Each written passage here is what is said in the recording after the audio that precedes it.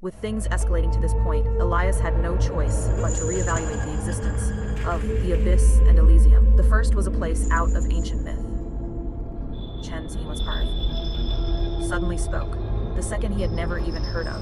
But according to Arthur's warning, the two were deeply connected. It was entirely possible one was located inside the other. Pausing after watching the clip on a loop, Elias dumped the file onto his computer. He ran it through a video editor, freezing on the exact frame where the shadow appeared. Exposure. He zoomed in and cranked the exposure. He finally got a clear look at it, but the answers didn't bring any relief. The questions just multiplied like weeds. Choke. Because that kind of thing had absolutely no business being underwater. The shifting shadow in the footage was a commercial airliner. He pushed the sharpness to the absolute limit. Tail numbers, but he was 100% certain of the silhouette. It was a Boeing-style passenger jet. To prove he wasn't losing his mind, Tacit, he stripped the audio track. He sent the file to a buddy who worked as an audio forensics tech. The results came back the next morning. In this roaring static, matched the acoustic signature of a commercial jet engine with a 90% confidence rating. But how the hell could a plane be flying underwater? Even if it was a crash, a jet hitting the ocean wouldn't stay perfectly intact. Not to mention the way it moved in the video. The smooth, level trajectory. It was literally flying through the ocean depths. His thoughts were a tangled, rotting mess. The dead fish in the freezer was still mumbling its threat, driving his anxiety through the roof. Was he going to eat the 36th eye or not? On one hand, Arthur's life was on the line, the only way to uncover the truth about his mother and sister. On the other hand, there was Arthur's final desperate warning. Nobody could help him out of this corner. It wasn't like he hadn't tried the cops, but the paranormal anomaly with the fish was completely invisible to everyone else. The police spoke. The police just thought the grief had fractured his mind. If the texture of it all wasn't so special, if he hadn't seen and heard it with his own senses, he would have checked himself into a psych ward. Suddenly, watching the clock bleed away the hours, he knew what was at stake. If he skipped this dose, would the entire cycle reset? Time was blood. He couldn't afford to gamble. On Elysium analysis. After an agonizing mental war, he emailed the video file and the audio analysis report to the precinct. Then he walked to the fridge, pulled out the fish, gouged the eye out, and swallowed it. A foul, salty slime slid down his throat, dropping into his stomach like a lump of cold gelatin. He stood perfectly still, waiting for some kind of unnatural shift. Spoke, but nothing happened. Just a hollow disappointment. Had he made a mistake? A sudden, violent gust of wind slammed into the apartment, rattling the window frames in their tracks. Elias sniffed the air. A heavy, briny dampness flooded his sinuses. It was sea salt, ocean wind. It didn't make any sense. The city was on the coast, sure, but his neighborhood was miles inland. The sea breeze never reached this far. Acting on pure instinct, he rushed to the window and looked out. His pupils dilated. Completely impossible landscape. Reflecting a completely impossible land's churning. A gale force wind was howling. An ancient, rotting black ship was moored at the edge of the water, waiting for its passenger to board. Was this the supernatural threshold? He rubbed his eyes, his mind struggling to accept the geometry of it. Standing in a third-floor city apartment. The next, he was standing on a desolate beach. A deep, primal thrumming in his chest pulled him forward to the crinchen. He walked up the wooden ramp, step by step, and boarded the unknown vessel.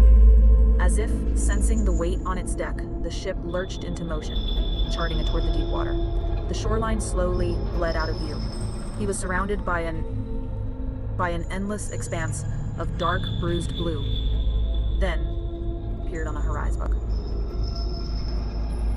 A black speck apparent against the salt spray. It was another black ship drifting on the current. And just like his, Treaty suddenly spoke. There was only a single passenger standing adeck. As the voyage pressed on, more and more black ships materialized. They kept a vast, deliberate distance from one another, like a silent pact. But the setup was always identical. One ship, one soul. The route to the abyss, the vessel sailing to Elysium, everything is in place. He is about to wake up. Rosenfish's chant. Elias muttered to himself. Were all these ships heading for the abyss? Without warning, a voice answered from inside his own jacket. To the abyss. Elias jumped out of his skin. He shoved his hand into his inner coat pocket.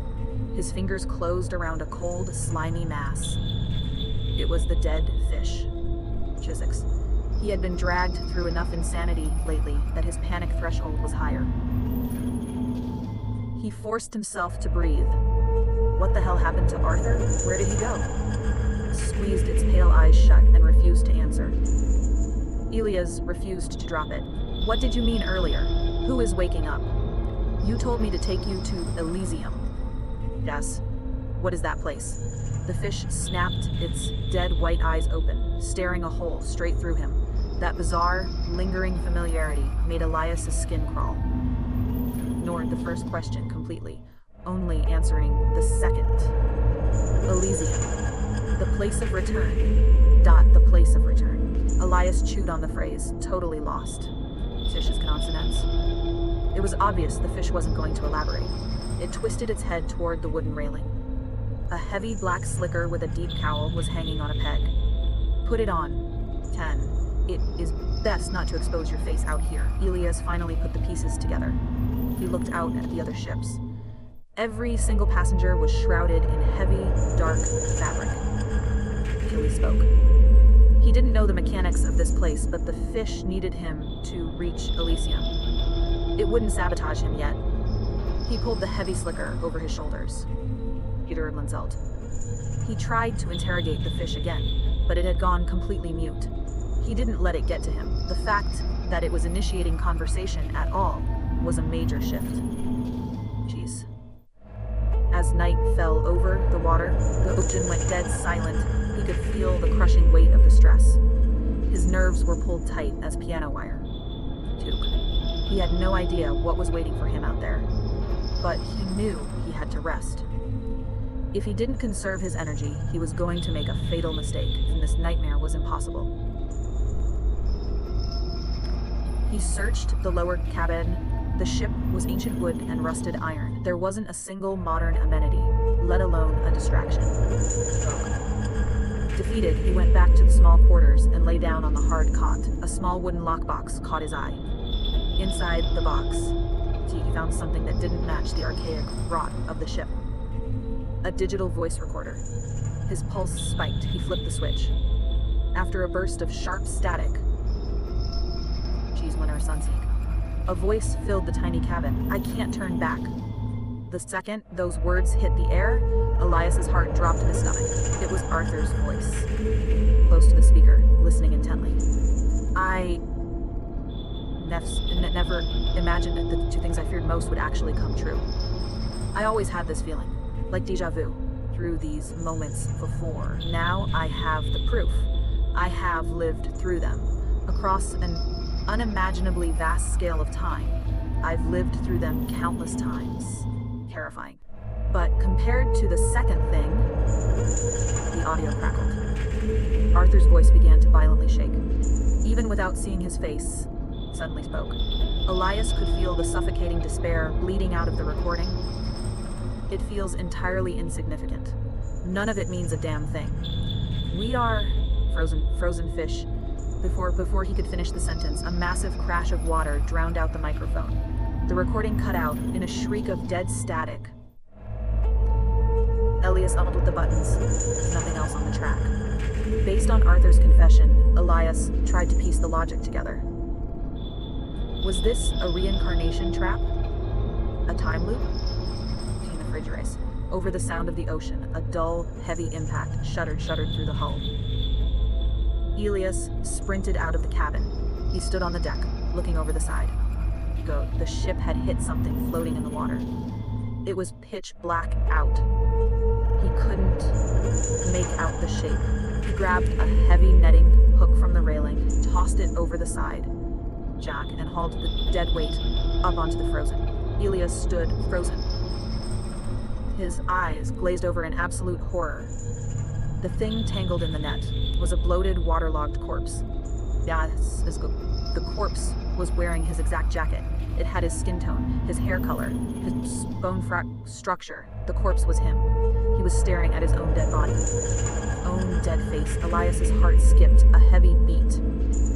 The dead fish in his pocket popped its eyes open, rolled them toward the corpse.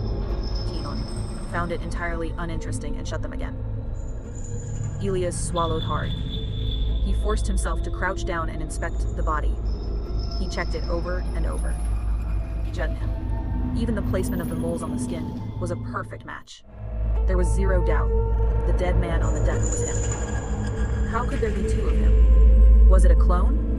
Or Jeezer? His brain went into overdrive, linking it back to the tape recorder. Arthur had talked about repeating experiences. Did that mean he had already made this voyage? Choose. Did he sail out here, die in the water, and now he was doing it all over again? There were too many missing variables. The math didn't add up. Assuming it was a loop. He checked the body again. No blunt force trauma. Foam around the mouth and nose. He had likely drowned. He needed to be hyper-aware of the water while he was processing the corpse. A hoarse, ragged scream echoed across the black water up. He snapped his head up. Less than 100 yards away, two of the black ships had drifted alongside each other. A massive, towering figure had boarded the second ship. He had a blade, and he had just driven it into the ribs of a much smaller, thinner passenger. The smaller figure let out a weak, high-pitched cry. It sounded like a young woman. Help me. Every shred of survival instinct in Elias's brain told him to stay out of it. But watching her bleed out on the deck, stand there. He grabbed a rusted harpoon from the bulkhead and screamed across the water. Back off! Let her go! The towering figure snapped his head around. Trencherase brazenly spoke, locking eyes with Elias through the dark. Elias braced himself, expecting a brutal fight. Instead, the giant just glared at him with pure venom, yanked his knife free, his own vessel. The wounded passenger slumped against the railing, nodding a weak thanks in Elias's direction. The violent detour ended as quickly as it began. She suddenly spoke. The black ships caught the current, pulling away from each other and resuming their silent march forward. He didn't know how many hours passed in the dark. Suddenly, Kensrister suddenly spoke. The deck started pitching violently beneath his boots. He looked up and saw it. A colossal, rotating pillar of ocean water shooting straight up into the sky. TN60. His black ship was sucked directly into the vortex, riding the vertical wall of water up toward the heavens. Aside from the initial violent shake, the physics of it made no sense. Choose. Standing on the deck while the ship sailed straight up into the sky felt exactly like cruising on flat water. After a grueling vertical ascent, the ship finally breached the top of the pillar. When Elias saw what was waiting on the other side, it completely shattered his reality. The ocean here existed in a massive depression. Billions of gallons of water were flowing from every direction, pouring down into this central sinkhole. A voice echoed in the back of his skull, beginning to spoke, supplying the name. The Abyss. Welcome to the Abyss.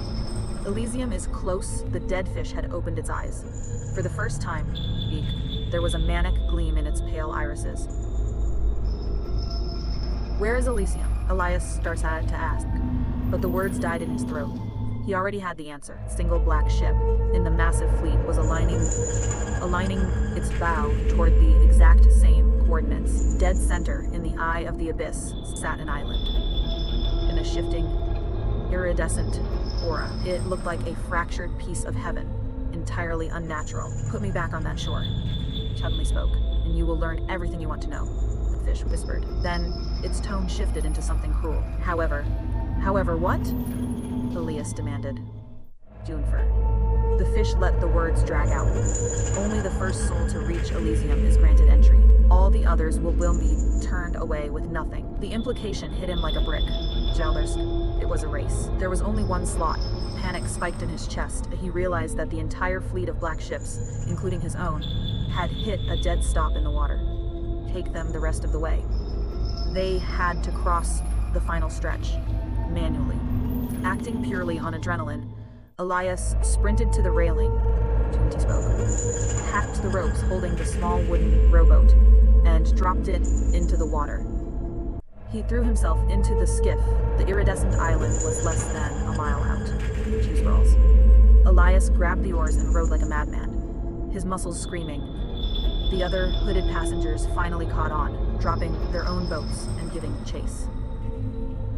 Jit had the head start. He was holding the lead 30 feet, 20 feet, 10 feet, 6, 3. The shoreline was right there. He bent his knees, coiling his muscles. He spoke, and vaulted off the wooden bench, leaping for the iridescent sand. A sharp, violent whistle sliced through the air.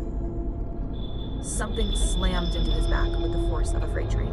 Being the refrigeration, he crashed headfirst into the freezing water. A rusted iron harpoon had been driven clean through his ribcage, the barbed tip sticking out of his chest into the dark water. His body heat was bleeding out in seconds. Another rowboat glided up from behind. When Elias saw the man standing in it, his soul turned to ice. Dad. Why? Arthur looked down at him. There was zero emotion on his weathered face. His voice was completely flat. There is only one chance. Let me take it. With that, spoke.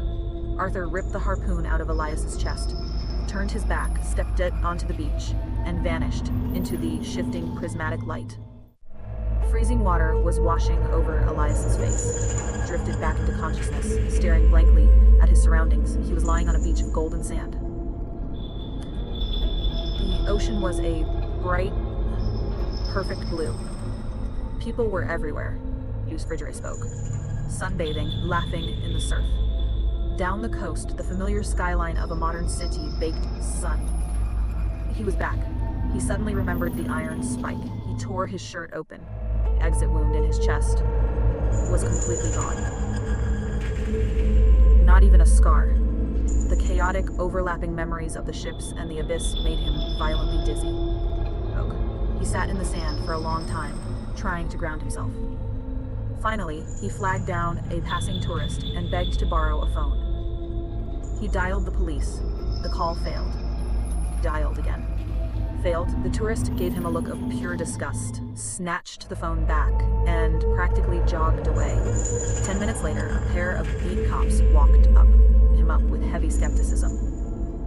Sir, a woman called it in. Said you looked like you were having some kind of episode. Need a medic? Thank God, Elias breathed. He turned to suspects. He frantically started dumping the entire story on them. They hauled him down to the local precinct. They kept him in a holding room for an hour before telling him he was free to go. All right, buddy, you're cleared. Hit the road. That's it? Elias demanded. What about my dad? The desk's sergeant gave him a pitying look. Your father, Arthur, Cheese Grossback, died in a pileup on the interstate 10 years ago. And according to the state registry, he never worked on a boat. He drove a yellow cab. My dad was a deep-sea sailor. You. Elias screamed, his face flushing dark red. You guys are totally useless. The 911 dispatch lines aren't even working. I should have known you wouldn't do a damn thing. Jade and the report were with the phrase. Seeing him spiral, the cops managed to talk him down, physically escorting him out the glass front doors of the precinct. Before the doors shut, the sergeant offered a stern warning. And hey, the emergency number is 119. It's not 911. Get it straight. And think hard before you call it again. Tunsagu. Filing a false report is a felony. The emergency number is 119, not 9111. Elias's brain completely short-circuited. He slowly turned his head.